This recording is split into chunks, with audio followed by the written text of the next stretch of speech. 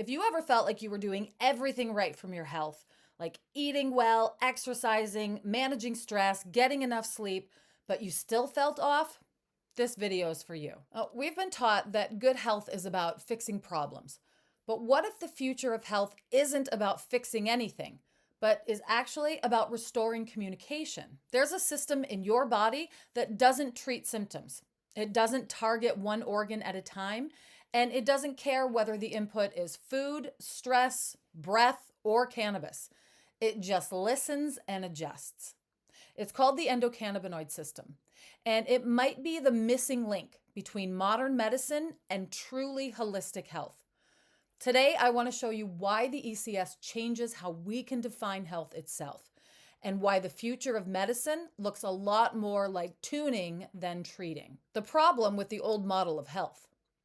Now, most of us were taught to think about health in pieces, right? You got your heart over here, your brain's over here, your gut's over here, you got hormones, you got emotions, and they're all treated like separate departments that barely even talk to each other. That model made sense when medicine was just focused on emergency care, right? If something is broken, you go fix the part that's broken. But chronic illness and burnout and anxiety, autoimmune issues, those aren't part failures. They're system failures. They're communication failures. That's because your body doesn't work in separate parts. Your body parts are not silos. Your body works like a conversation or like an orchestra, right? You can isolate a single violin or you can solo a trumpet. But a trumpet alone is not an orchestral piece of music. And in the same way, good health is not about silencing one instrument. It's about making sure that the entire system is listening to itself. And this is where the endocannabinoid system quietly changes everything, because the ECS isn't a part, it's the conductor. Now, that idea alone reframes health. But if you stop there, you miss what makes the ECS so revolutionary. The ECS is the missing biological link. Now, for thousands of years, healing traditions have talked about balance and flow or life force, right? Whether it was chi or prana or vital energy.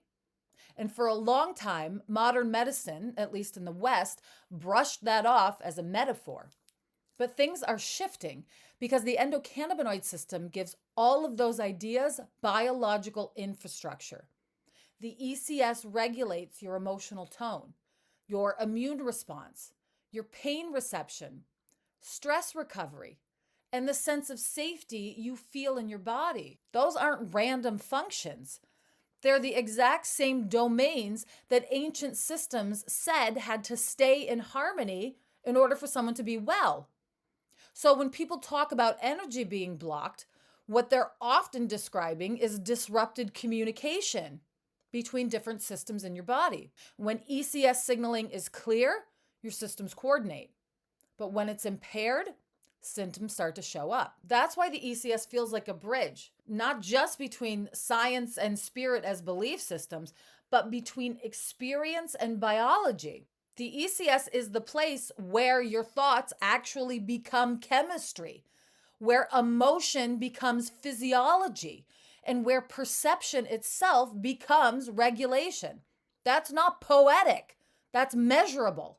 And once you start to see health in this way, symptom chasing starts to feel really outdated because we're redefining health itself. So here's the mindset shift I want you to hold. Health is not the absence of disease. Health is the presence of communication. And when your ECS is balanced, the signals are clear, the feedback loops work, recovery happens faster. But when the ECS is dysregulated, the signals get noisy and systems try to talk over one another, and your body stays stuck in stress or inflammation. So the future of holistic health is not about more intervention. It's about earlier coherence. It's about supporting the system before imbalance hardens into illness and disease. Now, this is why things like breath work and movement and connection and sleep and even joy show up in ECS research. They're not soft practices, they're inputs. Your lifestyle is not separate from your biology. It is literally programming it with every choice you make. Now, here's where the future really departs from the past. We're moving beyond pills to a place where integration is medicine. Now, the medicine of the future will not be anti-pharmaceutical, right? I've got nothing against pharmaceuticals. They are an important tool in a wellness toolbox because they very well treat acute symptoms, right? You have an infection, you need to take an antibiotic. But the future of medicine won't be pharmaceutical only either. Instead, it will understand that rhythm matters and light matters and touch matters and meaning itself matters to the state of your body because the ECS responds to state, not just substance. How you live and rest and relate to others, how safe your nervous system feels, all of those things shape your receptor sensitivity, your immune balance, and your emotional resilience. That's not ideology, it's physiology, which is why cannabis matters here, not as a cure-all, but as a teacher. Now, cannabis did not create the endocannabinoid system, right? It just revealed it to us. It showed us directly that plants can interact with consciousness because the body already has a system that's designed for that. That's why integration is the future of medicine. The next era in health won't be East versus West, it'll be both. Science is catching up to something that spiritual traditions never separated. You're not a body who has a mind. You are a single intelligent ecosystem. You are a body and a mind and a soul and a spirit. And the ECS is the layer that translates all that is unseen into something tangible, something that you can feel and experience and understand with your body. It turns energy into chemistry. It turns thought into regulation. And it turns experience into adaptation. That's why medical practitioners of the future won't just treat symptoms. They will teach people how to listen to their own bodies, how to recognize imbalance early, and how to support their regulation on a day-to-day basis. That's what holistic health actually means. Not doing everything, but doing what actually restores that conversation inside your body. And when you really sit with that idea and let it land, healing stops being something that somebody else does to you. And instead, it becomes something that you actively participate in, not through control over your body, but through awareness.